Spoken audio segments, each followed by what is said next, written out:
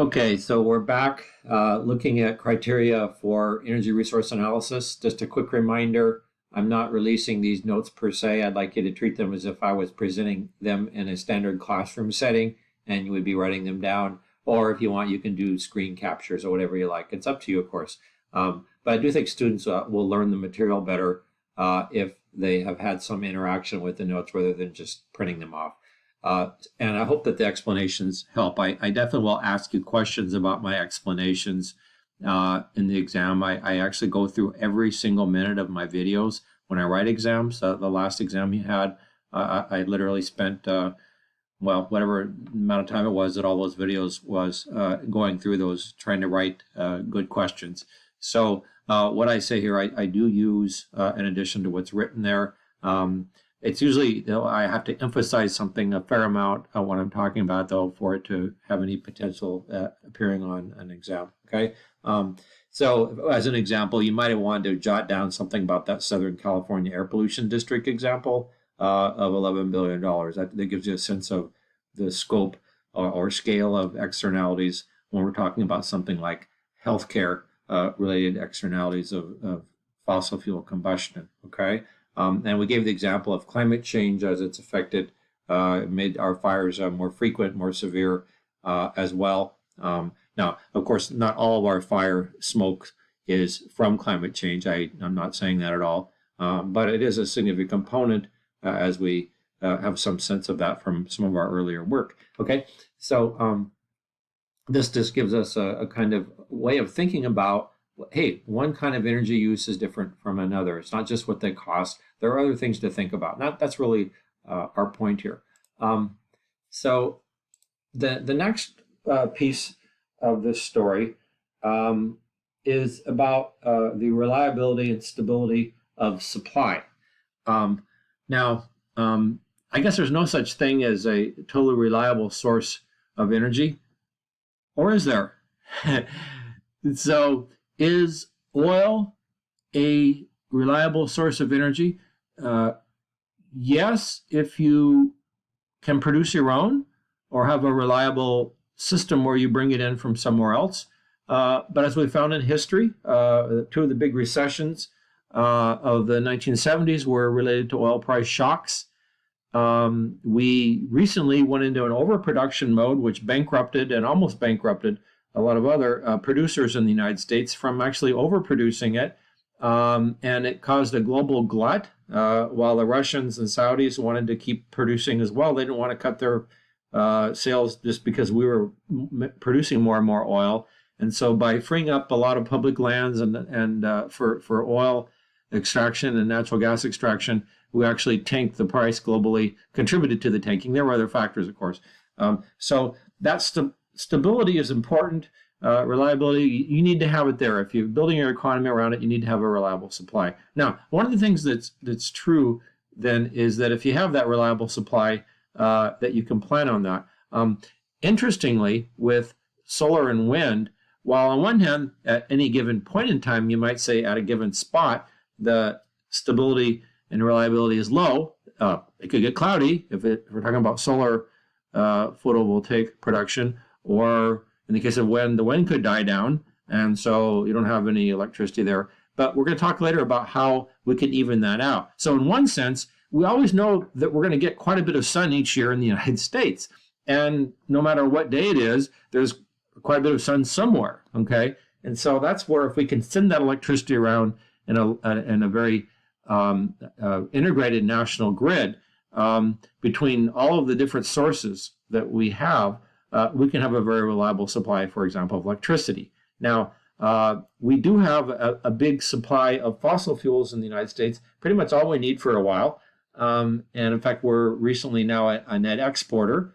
But in an era of climate change, is that the direction we want to go? So that's something really more for your generation than mine. Your generation, those of you who are traditional student ages, should have more say on that, in my view. And so that's why, if you care about those matters, you can go and vote and kind of help shape our future a little bit, okay?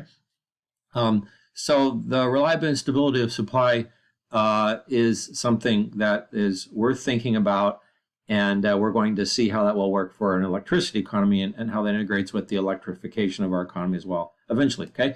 Another one then related closely to that is the market price. Okay. Now, one of the things that happens is we talked about price before, but not so we just gave you is a high or low kind of thing, competitive or not. But now we're talking about predictability. A lot of the renewable energy contracts for wind and solar are actually priced out contractually and fixed.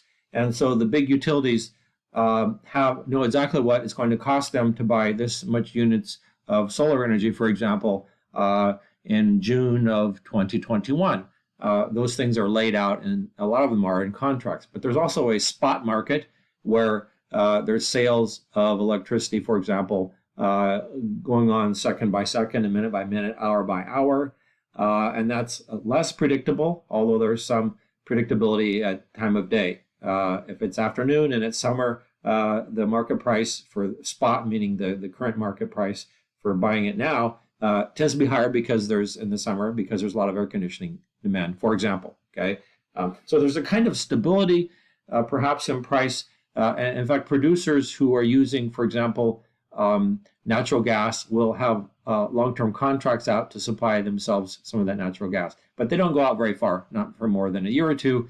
Whereas in the case of wind and solar contracts, they're pricing these out as much of a decade and more as part of their production. And that makes their financiers happy about that. And they know more or less what they'll have in a year of that. So they'll have a sense of the return from an investment, making big projects possible. Okay. So price predictability and stability matters.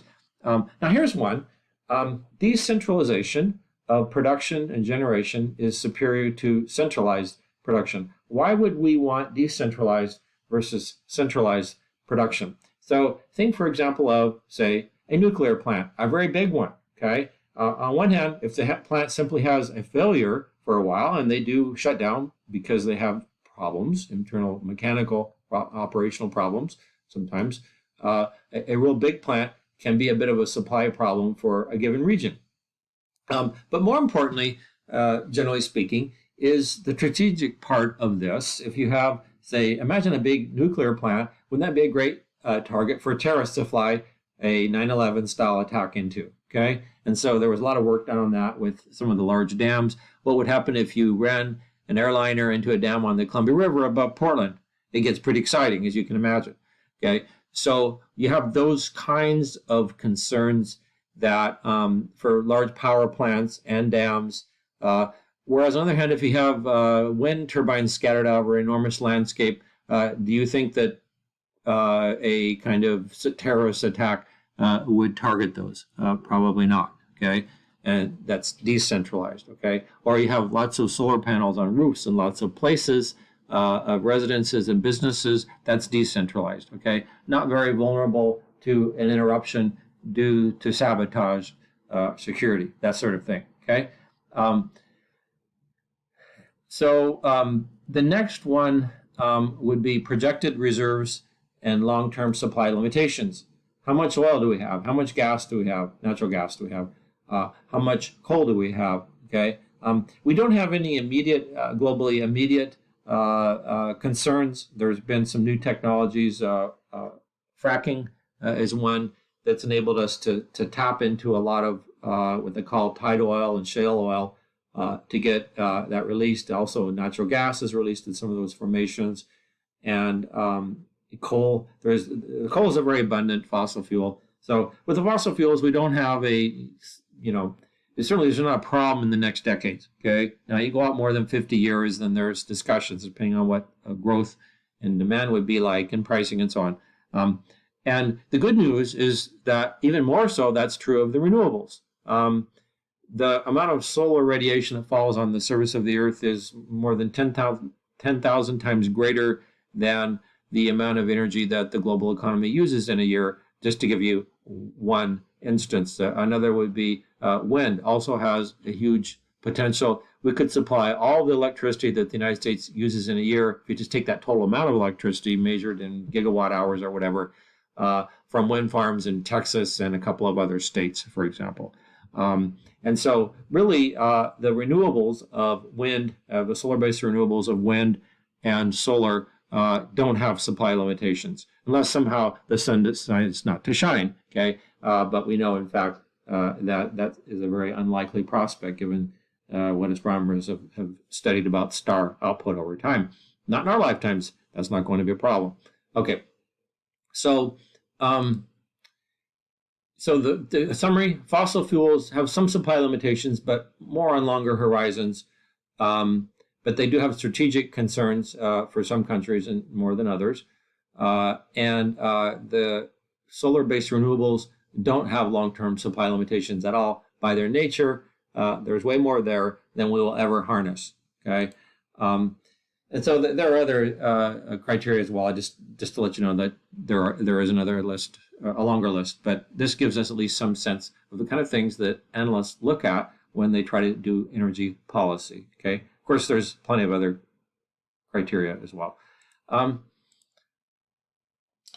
Okay, looking at us, then we have already kind of looked at the Oregon generalization a bit. But to talk a little bit about numbers, hydro is roughly 40% of our energy use in the region, and a big part of the electricity generated. That number is probably down a little bit as wind has come up some. Unfortunately, they don't report Pacific Northwest. It's Washington, Oregon, Idaho. Usually you have to just kind of sum them all up. That would take a lot of time, and frankly, we don't need to memorize the data in this particular instance anyway, but it's a big part for our total electricity supply here, to be sure.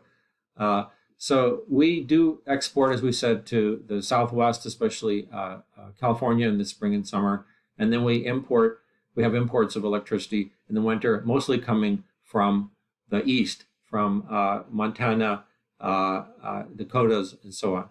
Okay, especially though, not so much that we're exporting. We're not importing hydro from those areas, but we're importing other kinds of electricity, just to put that in context. Hope that's clear. Some of the pros: hydro is locally produced in the region.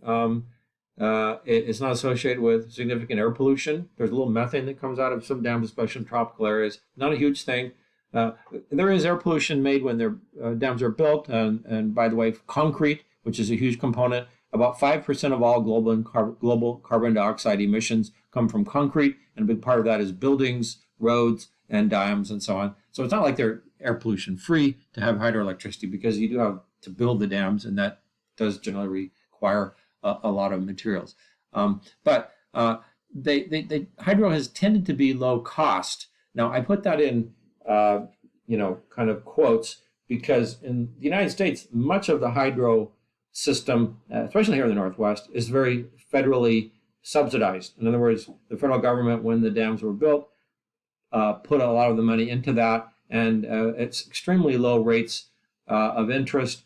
And there has long been a power grab that comes up where a lot of other parts of the country want to grab some of our electricity, and that would raise our cost some. And so our cost here is probably artificially low due to government subsidies, which does to some degree keep other competitors out a bit, other sources for electricity. Now, a good thing about hydro, really, really important. Remember the stocks and the flows concept, okay? With hydro, remember, it can be sit behind a dam as potential kinetic energy released when we want it, and then not released again. So we can use that as sort of like a fuel where you turn the machine on or you shut it off, okay? And so that's nice, because if you have wind, which is more intermittent, and you have hydro, when the wind's down, the hydro powers up, okay? You can turn it on more if you have a system where that works out.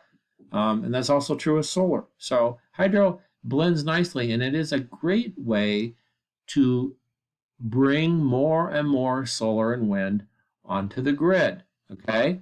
On the other hand, it's unlikely we're going to have an increase in hydroelectric production or new dams. If anything, we're taking some dams down, and that is part of our story that we'll come back to kind of policy-wise later on, okay? So we'll stop here with hydro, and then we'll pick that up on the next video.